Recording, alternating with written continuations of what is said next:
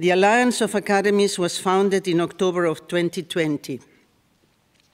We met here in the plenary hall of the Akademie der Künste in Berlin, where I stand today, for a 3-day conference. Back in early October last year, some of the participants were still able to travel here in person, while others took part remotely, much like today's hybrid format.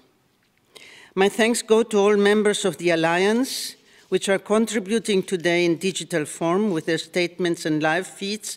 Partners from Hungary and the Netherlands will be participating online, and we will listen to statements from Krakow and from Ljubljana. I particularly look forward to the statement by Federal Foreign Minister Heiko Maas. I'm also grateful for the statement by Sabine Verheyen, Chair of the EU Parliament Committee on Culture and Education. These are very important expressions of support for us, for only together will we be able to shape Europe. Thanks to the communication channels of our partner institutions, we expect coverage of today's event to reach wide audiences across Europe. This is one, maybe the only advantage of the digital form, which of course is backed by the analog structures of the numerous alliance members, and that is our very great strength. The conference in October was also the occasion for the founding of the AOA Impro Group, which provided the musical accompaniment for the opening evening. I'm pleased to announce that 2 members of this group are with us today as well, Elena Kakaliagou, French horn, and Floros Floridis, clarinets. My expectations as initiator of the hybrid opening conference were exceeded by the extremely positive reactions of the participants and the deep-seated need to unite that was expressed in the event. It was long overdue. As the founding date of the Open Continent Manifesto, the 9th of October 2020 was chosen, 1 year to the day after the shocking attack on the Jewish community in Halle on Yom Kippur.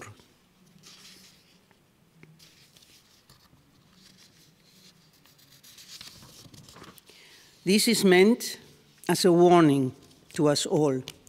What happens when hatred spreads, when it spills across borders?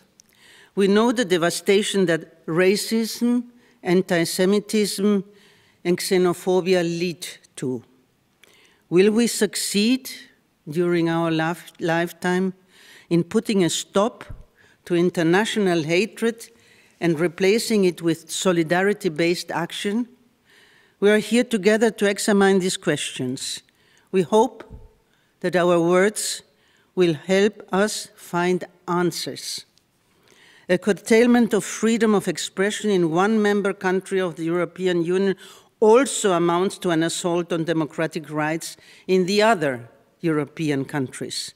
And only if we act together can we succeed in defending those rights. In recent months, we have launched many public initiatives. To name just 2, we declared our solidarity with the students and teachers of the Budapest University of Theatre and Film Arts, who were protesting the curtailment of the autonomy of the teaching staff by the right-wing government of Prime Minister Viktor Orbán. We declared our solidarity with the renowned Holocaust researchers, Professors Jan Grabowski and Professor Barbara Engelking, who were tried and charged before Polish courts for their research findings. In the name of academic freedom, we protested against the politics of history of the Polish ruling party, Law and Justice, PiS, which has repeatedly tried to reduce Poland's complex historical role during the National Socialist era by way of national legend building to a nation of rescues of Jews.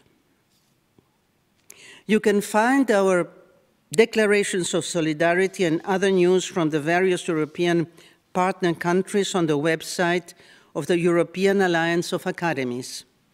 It's worth taking a look, as in some cases, the first-hand news from our partner institutions may not find its way into the international press. But that alone is not enough. Europe must be kept alive as a project of peace, and we are intent on helping to strengthen the forces of democracy in Europe. This alliance is a commitment to international solidarity in the fight against right-wing populism. We must pursue the goal of a unified Europe that is defined by openness and solidarity. I'd like to borrow a line which I was able to read in advance from the writer Alice Steger from Ljubljana, which expresses something that I couldn't agree with more. We need not policies of fear. We need policies of compassion and mutual understanding, quote end. We quickly realized that we cannot make progress without legal expertise. This is why we have launched a collaboration with ECCHR, the European Center for Constitutional and Human Rights. We will hear more about that in a moment. Dear Wolfgang Kalek, nice that you can be here in person today, together with, can I say my friend, Christoph Markschis, the president of our sister academy, the Akademie der Wissenschaften, here in Berlin. I am grateful that the current activities of the European Alliance of Academies have received so much support. The Federal Foreign Office and the Gesellschaft der Freunde der Akademie der Künste, that is the Society of Friends of the Academy of Arts, support today's events, along with the other activities of the European Alliance of Academies. We are also receiving support from the Federal Agency for Civic Education. And all of this without sacrificing any of the autonomy of the European Alliance of Academies. That is a blessing. And this is what we call democracy. And it should apply for all of Europe.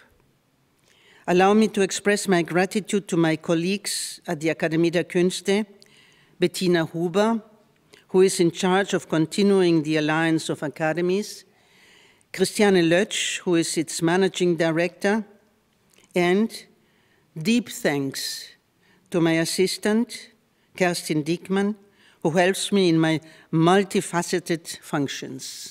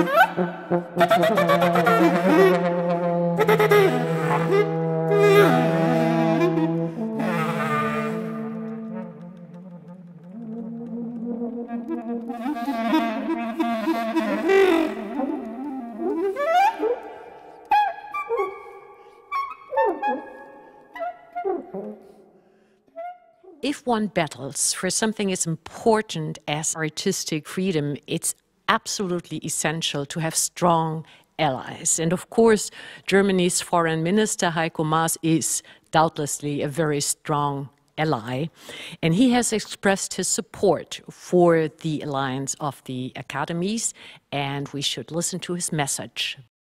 Sehr geehrte Frau Professor Meerapfel, sehr geehrter Herr Kalleck, sehr geehrte Mitglieder der Europäischen Allianz der Akademien, meine sehr verehrten Damen und Herren.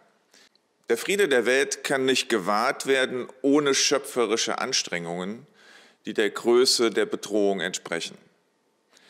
Man könnte meinen, dieser Satz wäre für die heutige Veranstaltung in der Akademie der Künste nahezu geschrieben worden.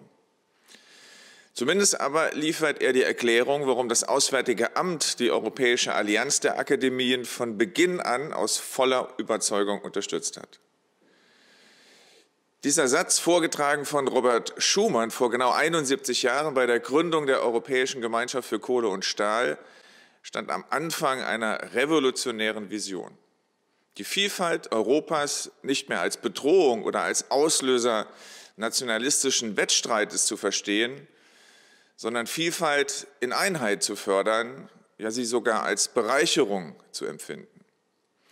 Und darin liegt der Kerngedanke des vereinten Europas. Und damit auch der Schlüssel dafür, unsere Werte und Interessen in einer zunehmend autoritären, manche würden sagen illiberalen Welt zu behaupten. Wer könnte die dafür nötigen schöpferischen Anstrengungen besser verstärken als eine freie Kunst und Kultur?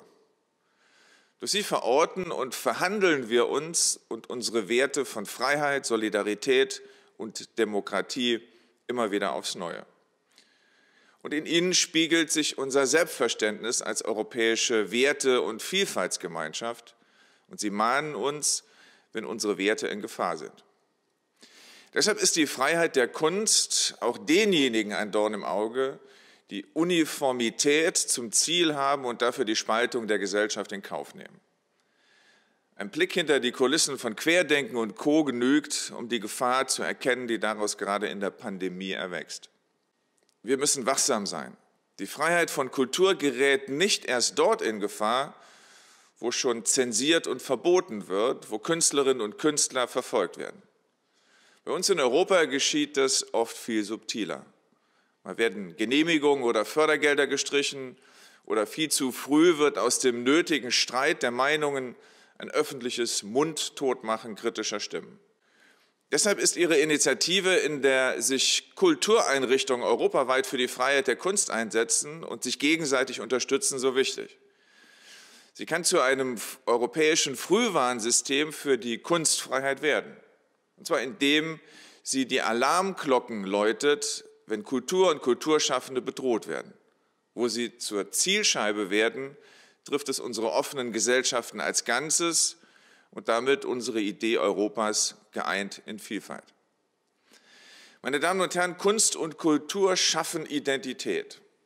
Was wir zeigen, wie wir es zeigen und wem wir es zeigen, das sagt viel über uns selbst aus. In einem geeinten Europa kann es nur vielfältige, offene Identitätsräume geben, in denen wir uns alle wiederfinden können. Diese Räume zu schaffen, zu erhalten, zu stärken, darin liegt vielleicht die wichtigste Investition in ein krisenfestes, souveränes Europa. So notwendig alle Rettungsschirme, Wiederaufbauprogramme und Gipfelbeschlüsse der vergangenen Krisenjahre waren, erst wenn wir auch europäisch fühlen, wird europäisches Handeln zum Automatismus. Und erst dann wird dieses Europa wirklich zukunftsfest sein. Olafur Eliasson hat die Aufgabe, die bis dahin vor uns liegt, im vergangenen Jahr so beschrieben. Kunst und Kultur bieten einen Raum, einen Treffpunkt, um sich zu vernetzen, Perspektiven auszutauschen und gleichzeitig auch Unterschiede zu zelebrieren. Vernetzen und Unterschiede zelebrieren, beides gehört in Europa zusammen. Und nur in dieser Verbindung wird Kunst zu einem Raum für die Erwartungen an das Europa von morgen, einem offenen und freien Raum für die Sehnsüchte nach einer besseren Zukunft. Meine Damen und Herren, ich weiß, wie schwer es fällt, mitten in der Corona-Pandemie an diese Zukunft zu glauben, geschweige denn an ihr zu arbeiten. Und ich weiß, wie schmerzhaft diese Zeiten gerade für Künstlerinnen und Künstler und für den Kulturbetrieb insgesamt sind. Aber ich bin mir auch genauso sicher, Auch hier werden unsere schöpferischen Anstrengungen, um in Schumanns Worten zu sprechen, stärker sein als die Bedrohungen. Es wäre schließlich nicht das erste Mal, dass Krisenzeiten sich im Rückspiel als Blütezeiten von Kunst und Kultur erweisen, weil Kunst und Kultur den Blick über den Tag hinaus richten, weil sie sich nicht vor Utopien scheuen und weil sie Freiheitsräume immer neu ausloten. Vielen Dank. Message from Heiko Maas, Germany's foreign minister. And you also see on your screen José Ferenc, with whom we are connected online. He is the executive president of the ECCHR Academy of Letters and Arts in Hungary. And the objective of this academy is to represent, maintain, promote the multifaceted Hungarian literature and arts.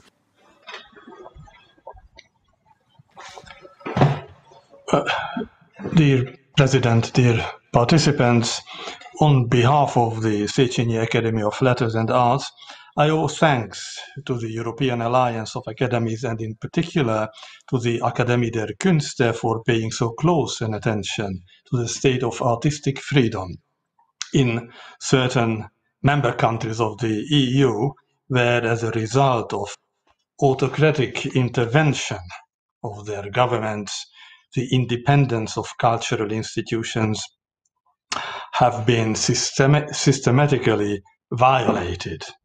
I use the word culture in a comprehensive sense. The present government of Hungary perpetrates an organized harassment on arts, science, education, law, the media, and the civil society. I can mostly raise questions and articulate problems rather than offer answers and solutions. Political assaults on cultural institutions started after the 2010 elections, when the present ruling party won its first two-thirds victory majority that has been followed by two more. First, the actions were sort of underhanded. Then they have turned less and less disguised. Behind these steps, there lies a willful misinterpretation of the concept of democracy. The two-thirds majority, instead of a balanced representation of the opposition and minority groups, gave rise, or can give rise, and it did, to uninhibited subjugation of opponents. The state of affairs raises quite a few intriguing questions concerning the concept of democracy. The most vexing of these questions is perhaps how to defend the autonomy of cultural institutions if a democratically elected government abuses its power and dismantles the legal system. What if the very foundations of jurisdiction is step by step mauled? Are there legal measures that can stop this process? A chain of related actions occurred aiming at the reshaping and centralization of the organizational structure of cultural institutions in order to draw them under immediate political control. A new politically biased Arts Academy was established and given exclusive rights to represent Hungarian arts, the Hungarian Arts Academy.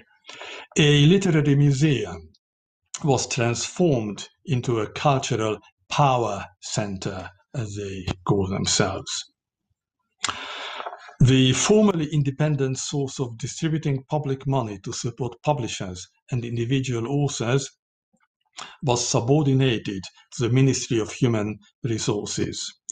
All three enjoy excessive state funding, while high-profile independent cultural organizations can hardly survive. starting with 2018, a round of offensive against the world of academia has taken place.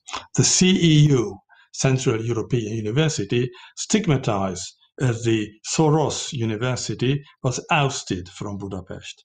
The research institutes of the Hungarian Academy of Sciences, a highly prestigious institution, were expropriated and taken over by the Ministry of Innovation and Technology.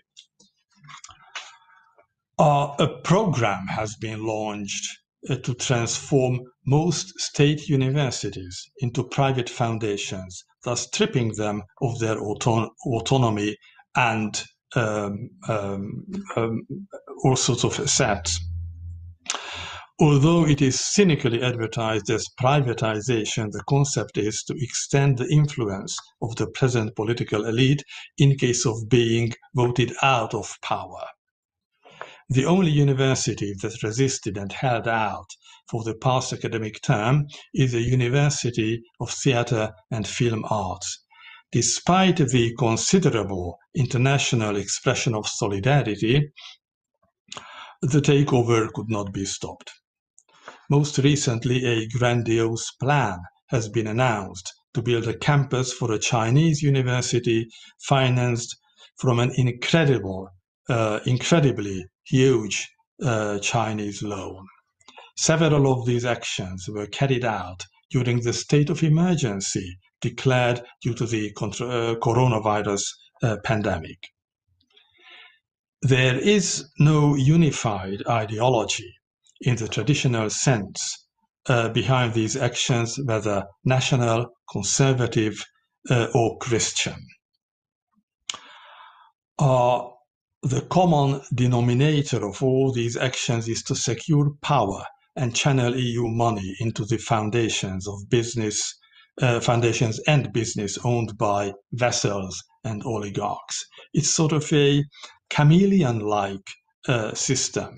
The mask of any color can be easily put on and changed. Any devastating ideologies, as far as money and power is secured. The manifesto issued by the European Alliance of Academies declares that, quote, art and culture are essential for functioning democracy and social cohesion. It is easy to slip into sort of cheap or pathetic rhetoric on such occasions. And you will probably forgive me for this metaphor, but culture is no decorative furniture. Dismantling its diversity erodes the very structure and texture of society. I am a bit uneasy about my role to make such statements. The question arises, why should European institutions bother about the internal problems of a small country whose government in the past several years has offensively harmed the concept and practice of a unified Europe that rests on a multi-layered, multifaceted, or rests on multi-layered traditions, peacefully overriding borders and opening up national insularity? Is it not the citizens of any country who should stop injurious and anti-democratic developments occurring in their state? It's certainly them. But there seems to emerge a troubling impediment here. Hungary, similarly to several other Eastern European countries that joined the EU in 2004 and after, has functionally never been a democracy. Hungary cannot return to democracy, it has to establish it. There were brief periods in its history when sovereignty was granted and the legal system was more or less adjusted to the requirements of democratic standards. But the people who live in and operate this country has not found out how to give life to an empty constitutional framework. It has always been like a skeleton without muscles and sinews, unable to act, unable to move, but easy to crush. to refer to the title of this conference, the mission is indeed incomplete in many respects. It has yet to be started. I'd like to turn your attention now to the intervention from Ferenc Sinki. He's author, producer, critic, and vice chairman of the Society of Hungarian Authors. It's an association of authors for authors whose intention it is to promote contemporary literature and, of course, democratic cultural policies. Ferenc Sinki will offer some personal observations concerning the role of literature in what most people have turned to say about Hungary, an illiberal democracy. I was born in the last decade of existing socialism, on the 7th of November, at the 65th anniversary of the October Revolution. I started primary school in the year of the change of regime. I am in my first year of high school when Hungary joins NATO. And the 11th of September in 2001 was my first day at the college. So much for living in history. At this time, everybody who was studying journalism in Hungary wants to be a war correspondent or an opinion journalist, including me. But somehow it strikes me that all the lectures are teaching not only press history in the past tense, but press ethics as well. Anyway, I'm putting it down to the fact that this is a troubled decade and the last one was a troubled century. So I'm not complaining. I still do not believe that literature should be political. I would reserve that luxury for myself. But then suddenly politics started to interfere with literature in Hungary. Politics touched us, and it was not pleasant at all. Nobody asked it to. In Hungary, there are two of everything, and this time for once, this is not a kind of gentrified hedonism, but a total lack of public agreement. Of everything, there is one of this kind and one of that kind. Two organizations for young writers, two organizations for other writers, two organizations for theater professionals, for doctors, for everybody.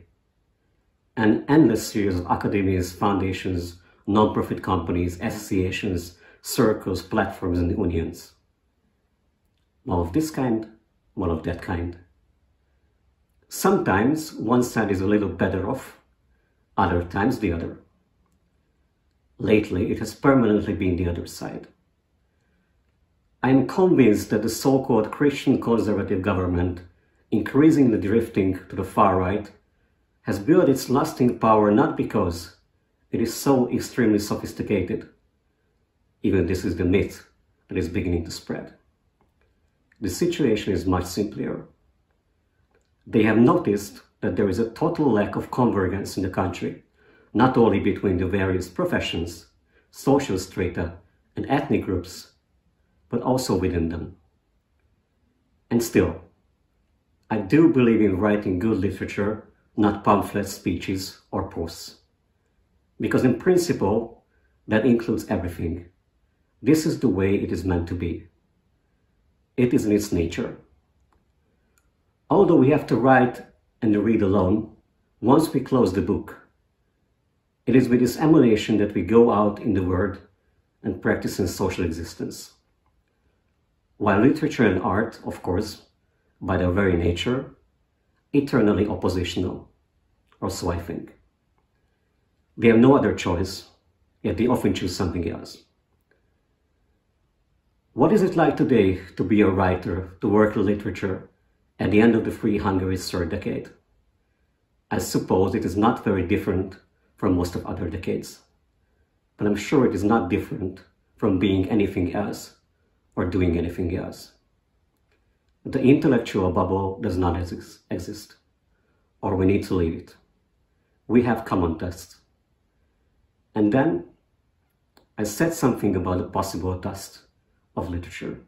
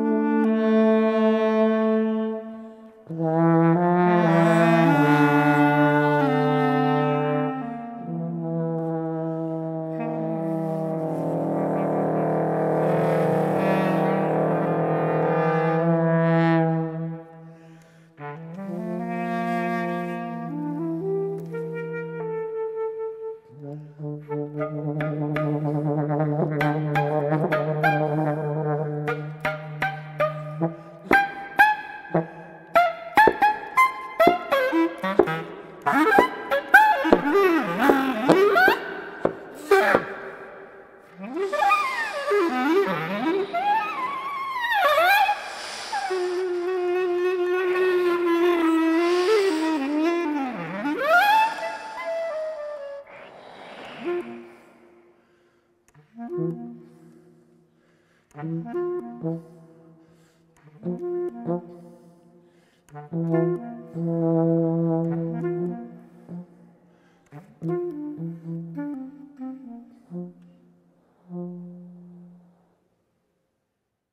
now would like to give the floor to Wolfgang Kalik. Yeah, thank you very much, and hello everybody.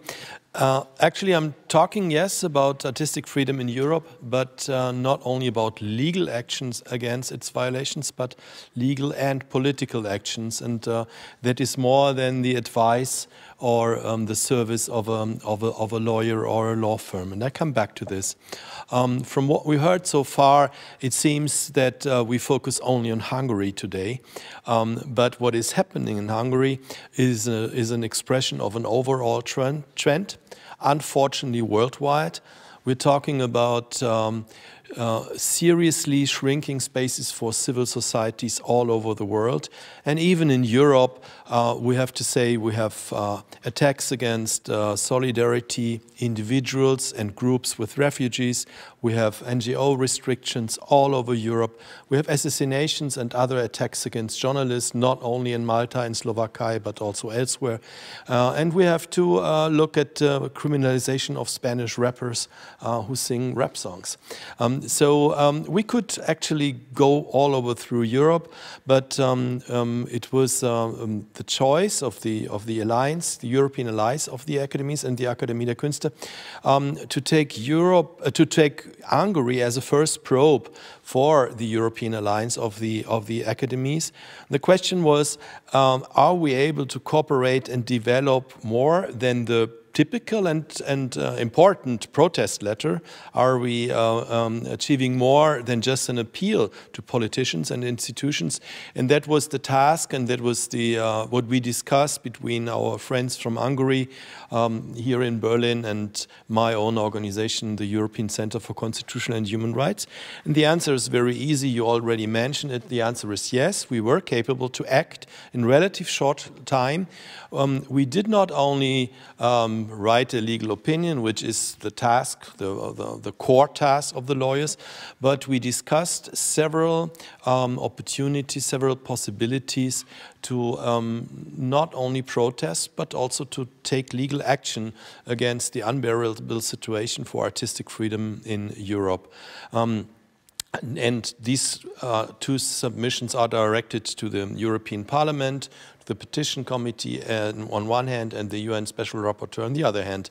The facts were already summarized by my colleague from Hungary. It's a collection actually of facts. Several institutions in Hungary had been attacked in different ways through restructuring, through redirecting resources, and also the very blatant way to put cultural administrators to certain institutions on the basis of political affiliation. So one might think, when it comes to threats for artistic freedom, one might think, and the typical threat for artistic freedom is, let's say, the arrest or the criminalization of one individual artist. But one have to bear in mind that the freedom of art is not only the freedom from interference, but it's also endangered by inadequate organizational structures and procedures. And that is probably something new for a broader audience. And that means that the states institutionalize artistic work and spheres of activity in a variety of ways. And structurally, the autonomy of cultural institutions has to be respected. Functionally, it is about the course of proceedings in conformity with fundamental rights. So the institution must be designed in a way that is appropriate to arts and not to political goals. And I think that's very important and very important assessment of this situation. And therefore, we were happy to launch the two complaints to the UN Special Rapporteur and to the European Parliament, because because this is not only a political complaint, which is easy to say, yeah, the right-wing or right popular Viktor Orban restructures the cultural landscape in Hungary according to his political goals. No, this is a violation of laws and of various laws. And so one has to mention not only the Hungarian constitution, and my Hungarian colleague referred to that. Obviously, it's the task of the Hungarian citizens to guarantee that Hungarian laws are realized and enforced by the Hungarian institutions, but we are also discussing various violations of European laws, amongst them the Charter of Fundamental Rights, where we have an explicit provisions guaranteeing the artistic freedoms, and we have of course, a long-standing tradition of the European Court of Human Rights and other European institutions stating that the European Convention of Human Rights guarantees the artistic freedoms in the way I just described it, and also a number of international treaties. I could come back to it.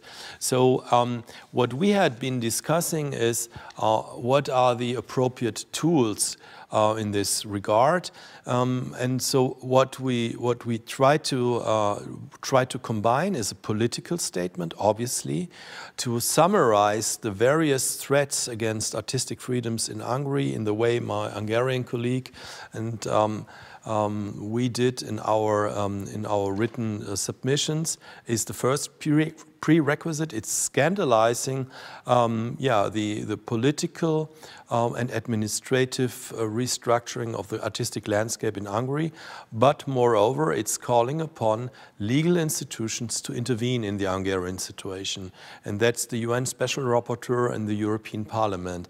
We know that this is called soft law or emerging law. We know that it's not like calling a court which immediately declares various measures invalid, but we are aware of the fact that a strong resolution of the two legal institutions might help the Hungarian colleagues, but also all of us in Europe to restore artistic freedom and thereby democracy and rule of law, not only in Hungary, but also in Europe.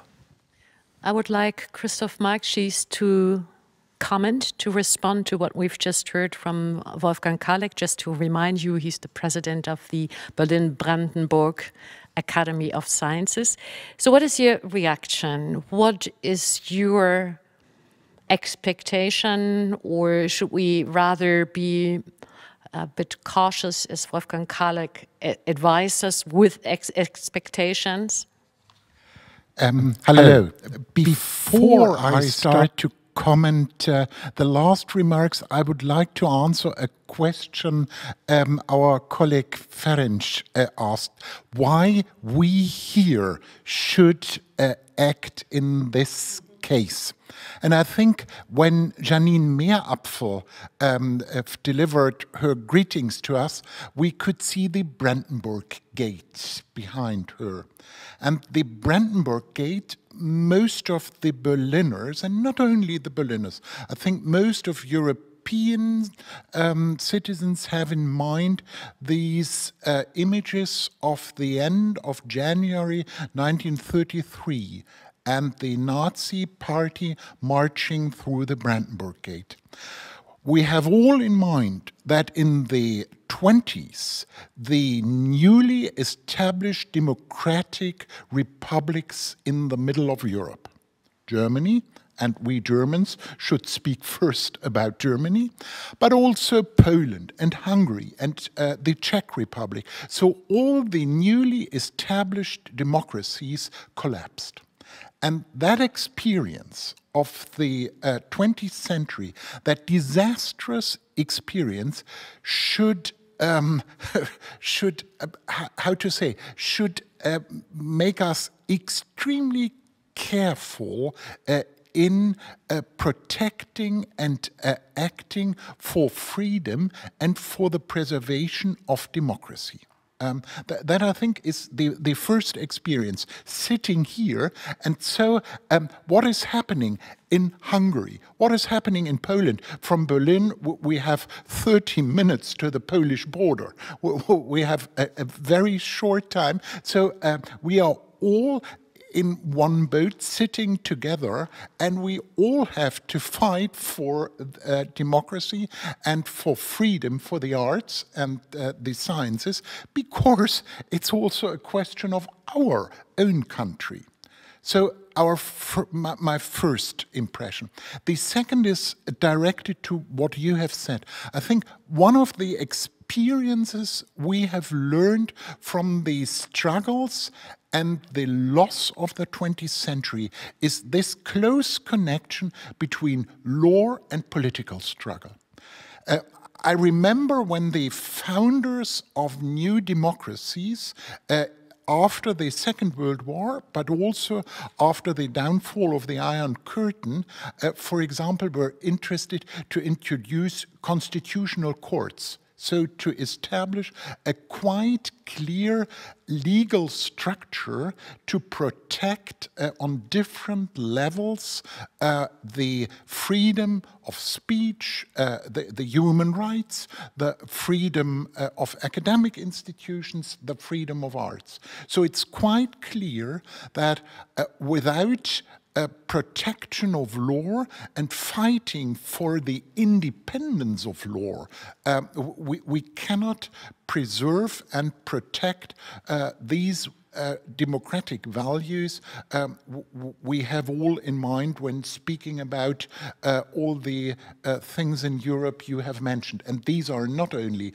cases of Hungary to Austrian fighters for democracy and freedom. So the first experience from the disastrous 20th century is rapidly one can lose a democratic constitution, extremely rapidly, so has to be engaged for fighting for in a European alliance. Thank you very much, Christoph Marx. She's leading us perfectly right into our little discussion that we want to have here, taking the debate over the fact that academic freedom seems to be at risk. Taking this debate a bit beyond Hungary, I would suggest, and even have a look closer to home, to Germany. So I'd like Janine Meerapfel and Wolfgang Kalek to join in, please. And I would like to know from both of you, maybe with you beginning, Janine Meerapfel, how you would qualify the situation in Germany right now, if arts and institutions act as, say, seismographs for the state of a society, how liberal it is, how open it is. How would you say the situation is in Germany at this point? I'm not going to give an analysis of what the situation in Germany is. I need to say something to Ferenc, and this is what is happening in Hungary is happening to us. And when we speak of Europe, and we really earnestly speak of Europe, we speak of this transnational idea and this transnational dream that we have, that this is one country. And that after what Marxist was saying, after all the catastrophes of the 20th century, it is necessary to realize that if this is not one country, a transnational big country called Europe, then we have very little chances not to become populistic, not to lose the freedoms that we are all enjoying at the moment. Germany is still enjoying them. Germany has problems with populism, with right-wing movements, with anti-Semitism. Germany has problems we wouldn't have dreamt of some years ago or after the end of the war. But just remember, and what Mr. Marx said, looking at Brandenburg, we are sitting in an academy that threw out more than 40 of its members. 1933, at the beginning of the Nazi time, not after the Nazi time was already installed, but at the beginning there was a very quick adherence to Nazi time, to Hitler, and I mean people like Heinrich Mann, Ricarda Huch, so many were thrown out, and not only because they were Jews, but also because they had another opinion. And what happened? Nearly nobody was solidary. There was no solidarity. And that is something that cannot happen again. It cannot happen again, we have to remember. Let me bring into the debate, if I may, another distinguished speaker that we haven't had a chance to hear from yet, Lisbeth Big, who is the president of the Akademie der Künste from the Netherlands.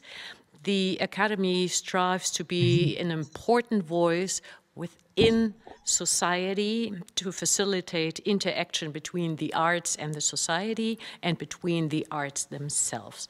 From your experience, Lisbeth Big, art can be used, is being used as a tool for a political agenda? Well, that's a broad question. I think, of course, it can and may be used for a political agenda. And of course, also within the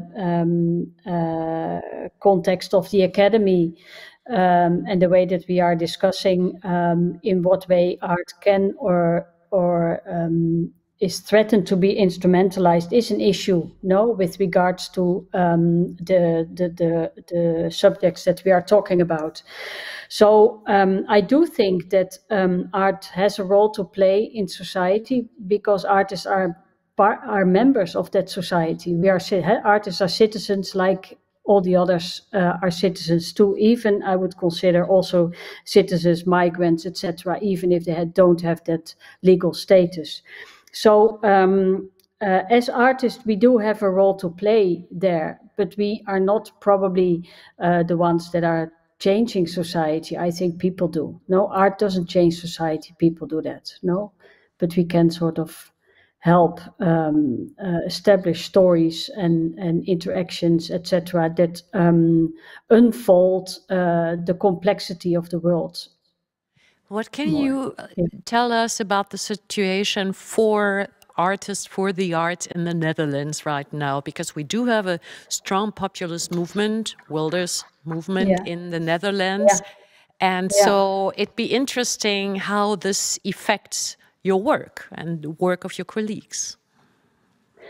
Well, as you say, we have Wilders, the Party of Freedom, PVV, and we have the Forum for Democracy, which is led by Baudet. So particularly these two voices are extremely anti-arts. If it were up to them and if they would come into the government, they would immediately stop all support to the arts. No, they made that clear. And I could also mention as a concrete example that the party of Baudet, the Forum for Democracy, has won the elections in one of the provinces, North Brabant, where they also immediately set that into motion. So that's a warning, I would say. Does it have direct repercussions to the arts? Maybe the counter question would be in what form? I would say that there's more artists who are working in a political way, not just visual artists, but also I'm thinking of theater, for example, that use their art as a force, I would say, to create debate around issues of democracy. Dear friends of European Alliance of Academies, we in Europe can be proud of our cultural diversity, which is a reflection of our common identity, a testimony to our rich history and the unity of European civilization through the diversity of our cultural traditions. Cultural diversity and academic freedom are what defines us in Europe and must therefore not be restricted or controlled by the state. It strengthens European cohesion by motivating citizens to engage with the European idea and to explore the cultural diversity of the European member states. One thing is clear: protecting our cultural diversity is our duty. We must care for it and cherish it in order to preserve it for future generations. In recent years, it has become visible that artistic and academic freedom is repeatedly threatened around the world and unfortunately also in Europe. This issue is very close to my heart and that of my colleagues in the Committee on Culture and Education. Therefore, we have already addressed it several times in committee meetings and in the plenary. In the EU, the situation in Hungary and Poland is worrying. In Hungary, for example, the government has structurally dismantled the independence of cultural and academic institutions. The impression is therefore created that the decisions deliberately serve the purpose of gaining more and more state control over the cultural and academic landscape. However, when the cultural and academic landscape is controlled by the government of the respective country, it can no longer fulfill its function. Instead of it can be used to influence public opinion. For this reason, it is only right that Article 7 proceedings are underway against both states. This is currently examined by the European Commission. The Culture Committee will continue to work on this important issue and to ensure that European culture does not lose its diversity. I'm happy that we have the European Alliance for Academies by our side. With more than 65 art academies and cultural institutions from all over Europe, they take a strong stance for the idea of a united Europe and advocate for the freedom of the arts and of thought. The petition, the European Alliance of Academies, is a good initiative. It helps making the situation in Hungary visible and might put public pressure on decision makers. Now I wish all of you a successful event. More than ever in recent history, we, the citizens of Europe, need policies of trust and not policies of fear. We need policies of compassion and mutual understanding. We need open-minded, free-spirited and thoughtful politicians and decision makers.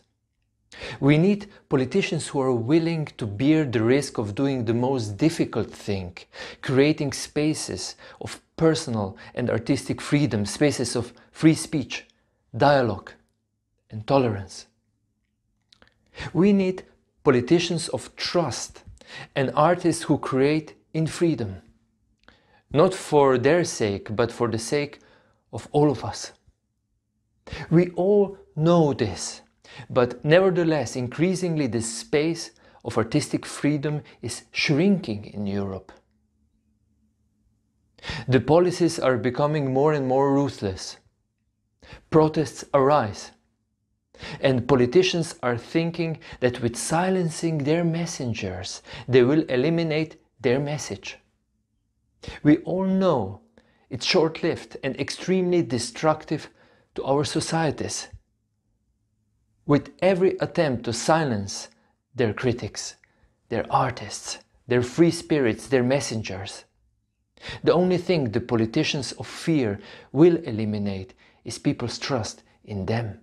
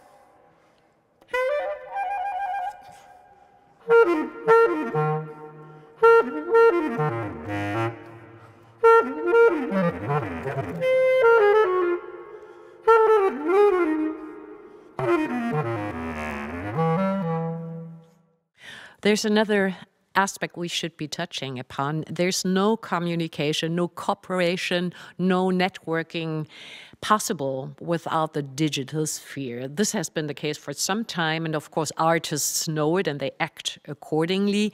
And with the situation of the pandemic, it's been highlighted of the importance of the digital sphere has been highlighted. Not is it means to communicate, of course, but it's also the sphere in which artists more and more express themselves. Having said that, I'd like to turn your attention to Marina Warner and Professor Norbert Paltz. They will introduce us to a project, Living Almanac it's called, that would hardly be doable without the digital. Thank you very much for this introduction. Yeah, it is a pleasure to speak to you today. Let me recap some of the introductory points of the manifesto to frame what I will be saying, and Marina will also be talking about. We've been talking about that the current situation is that art and culture are really extremely regulated now, increasingly. And we are very afraid that the autonomy of the academies, museums, and cultural institutions are jeopardized. This has been stated prominently in the manifesto. And what we are experiencing is an effect on various scales of political players against a plethora of groups, be that institutions, students, teachers, non-institutional people. And our goal is to fight this tendency by entwining practice through the digital. And we would like to use our new knowledge that we gained through the pandemic also to expand the accessible sphere for all these actors and hindered groups to provide necessary information and but also a global interface for low entry communication and the collaborative artistic practice and of course political action. Our work group tries to develop formats, and Marianne will talk about it within a digital sphere that are open, democratic, diverse, and transnational in spirit.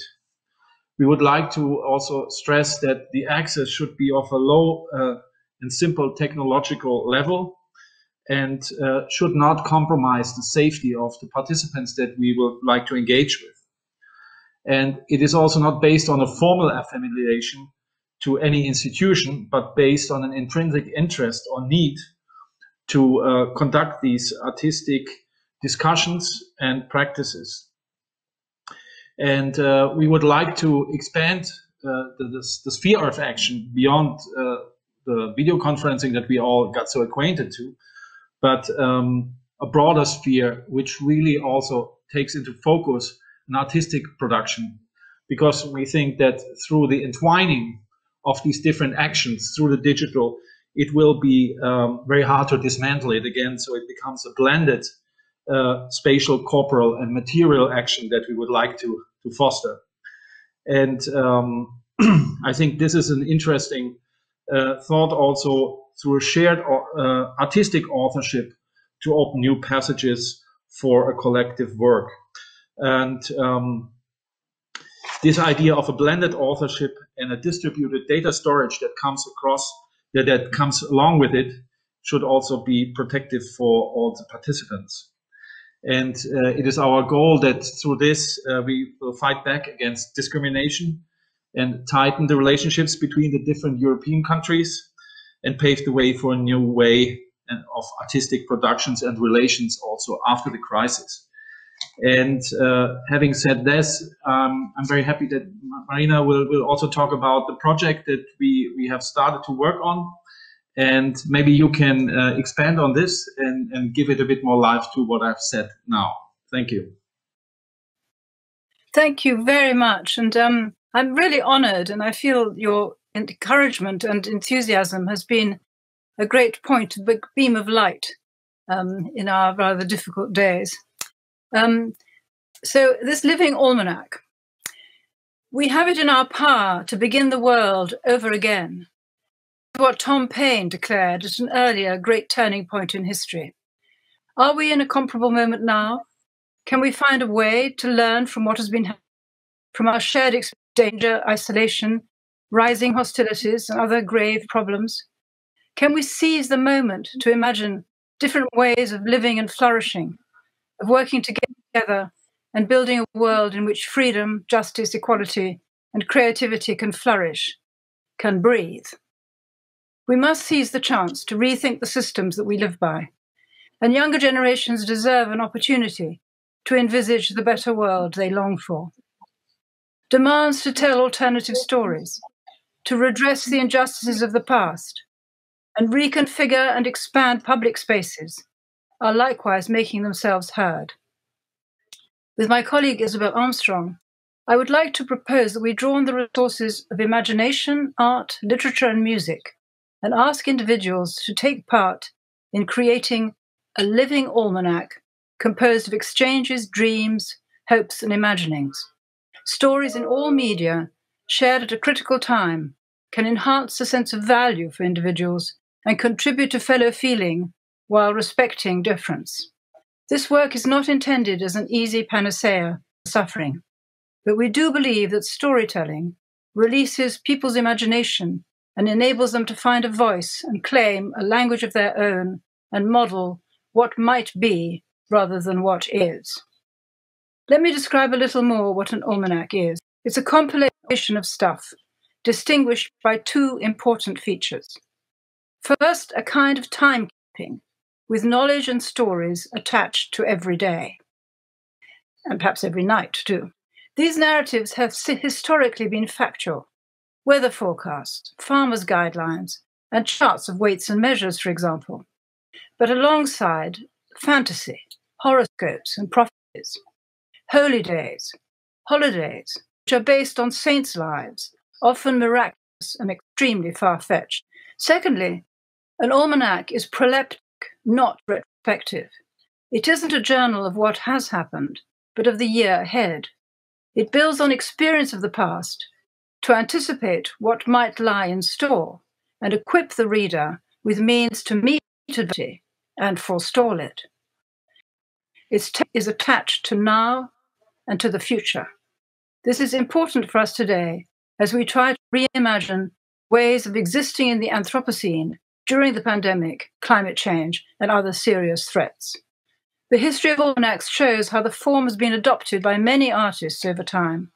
For example, Kandinsky and Franz Marc, Stanley Spencer in England. At first, the metaphors of a tapestry or a florilegium seemed to apply to our project.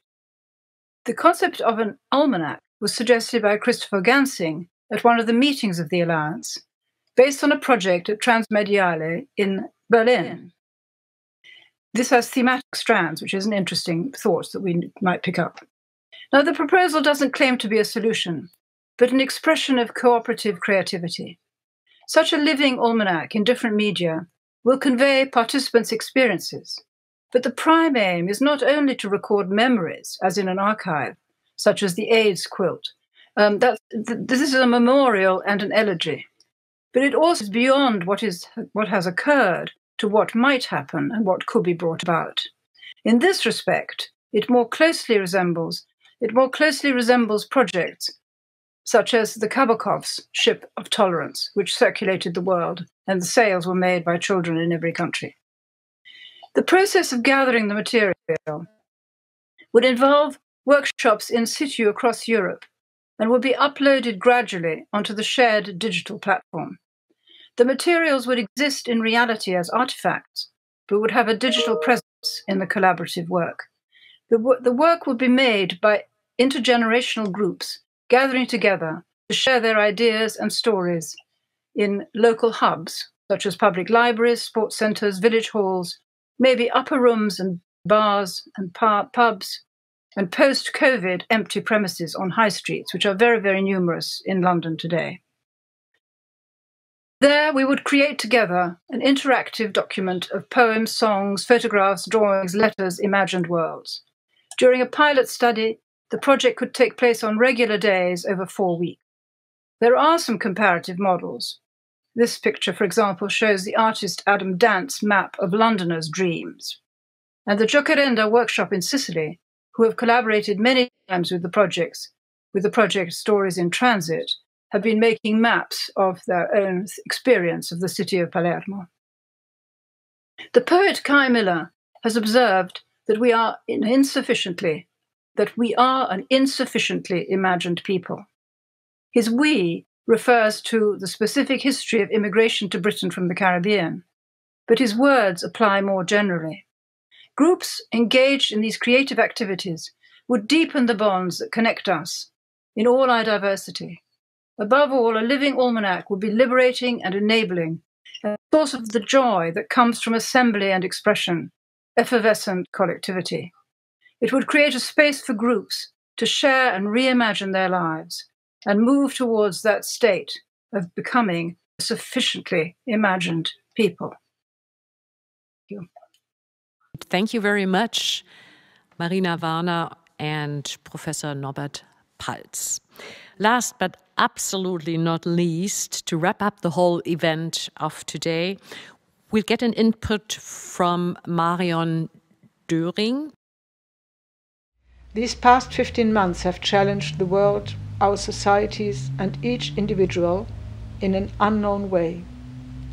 It is very likely that future scientists, when looking back at the early 20s of this century, will call the developments caused by the corona pandemic an upheaval of historic dimension.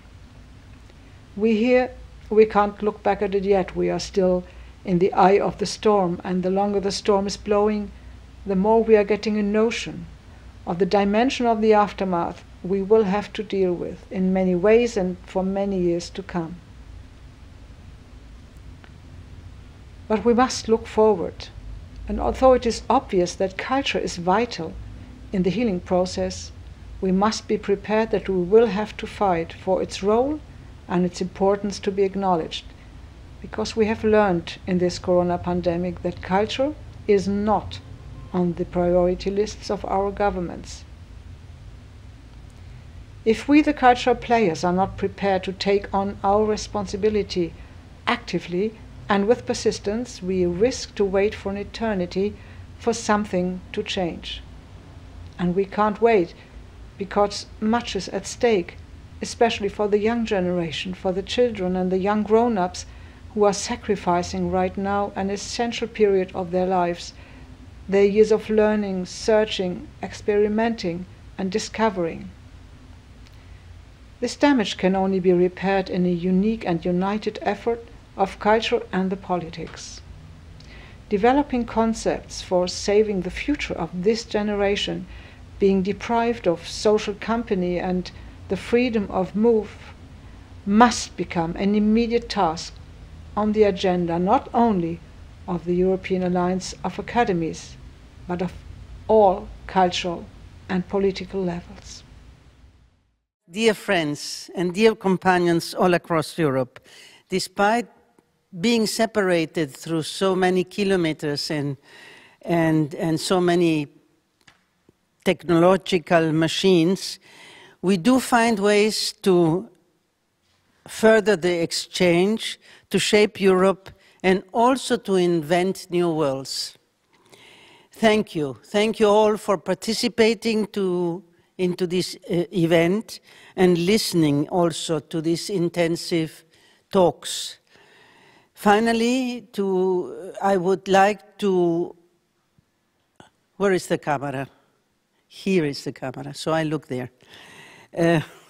Finally, I would like very much to quote my friend and writer Robert Menasse, who said in his opening speech to our founding conference. We are social and political beings, and we have a corresponding mission and responsibility. We can only realize these if we work together, network, exchange ideas, amplifying the voice of each individual with our multitude of voices. Quote end, and I wish you all health and strength and poetry and beautiful days. And let's keep being together.